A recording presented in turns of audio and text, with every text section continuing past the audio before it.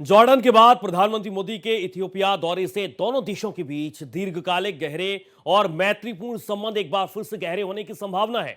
दोनों देश ब्रिक्स देशों के सदस्य भी हैं। इथियोपिया के प्रधानमंत्री अबी अहमद अली के निमंत्रण पर ही प्रधानमंत्री मोदी 16 दिसंबर से इथियोपिया की राजकीय यात्रा करेंगे। मोदी बतौर प्रधानमंत्री पहली बार इथियोपिया का दौरा करेंगे। पीएम मोदी की यात्रा के दौरान प्रधानमंत्री अली के साथ भारत इथियोपिया द्विपक्षीय संबंधों के सभी पहलुओं पर व्यापक चर्चा करेंगे।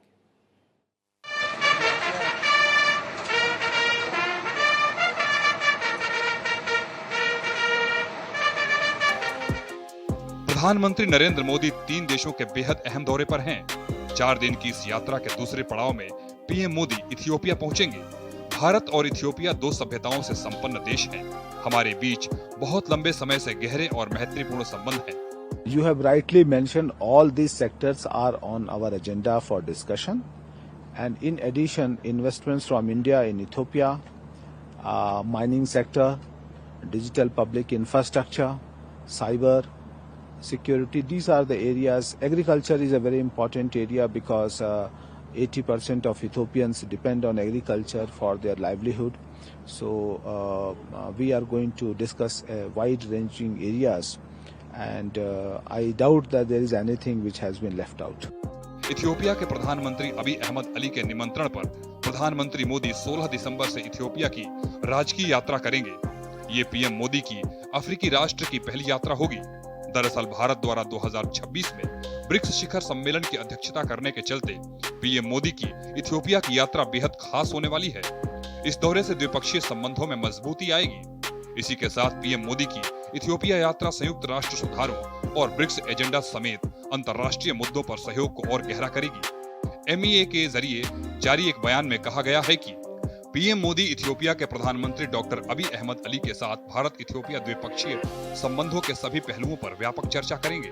ग्लोबल साउथ में साझेदार के तौर पर यह यात्रा दोनों देशों के दोस्ती और द्विपक्षीय सहयोग के गहरे रिश्तों को और आगे बढ़ाने की साझा प्रतिबद्धता के साथ पुष्ट होगी। You have touched upon a very important point.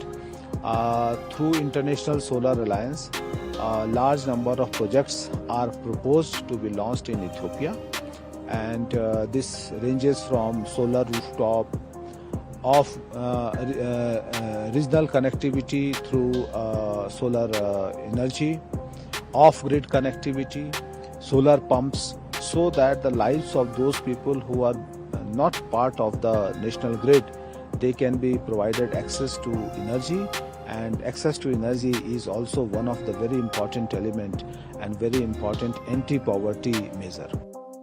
विदेश मंत्रालय के मुताबिक पीएम नरेंद्र मोदी पिछले 15 सालों में इथियोपिया आने वाले पहले प्रधानमंत्री होंगे, इसलिए ये हमारे लिए बहुत ऐतिहासिक पल है। इस दौरान दोनों देशों के प्रधानमंत्रियों के बीच बड़े एजेंडे पर अहम चर्चा होगी, जिससे द्विपक्षीय स्तर पर सहयोग मजबूत होगा।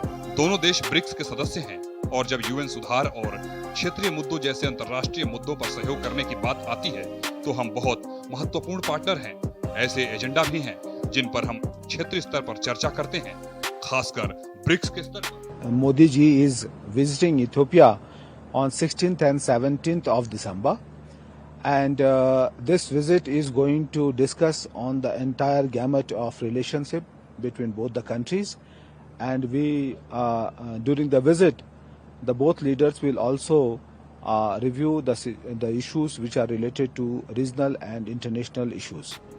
भारत 2026 में ब्रिक्स का अध्यक्ष बनने जा रहा है, जिसमें इथियोपिया एक महत्वपूर्ण सदस्य है।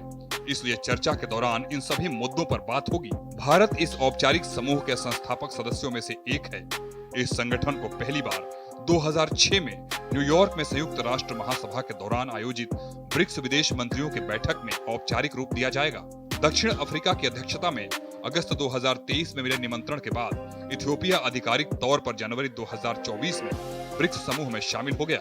इथियोपिया के साथ साथ मिस्र, ईरान और संयुक्त अरब अमीरात भी इस समूह के पूर्ण सदस्य बन गए हैं।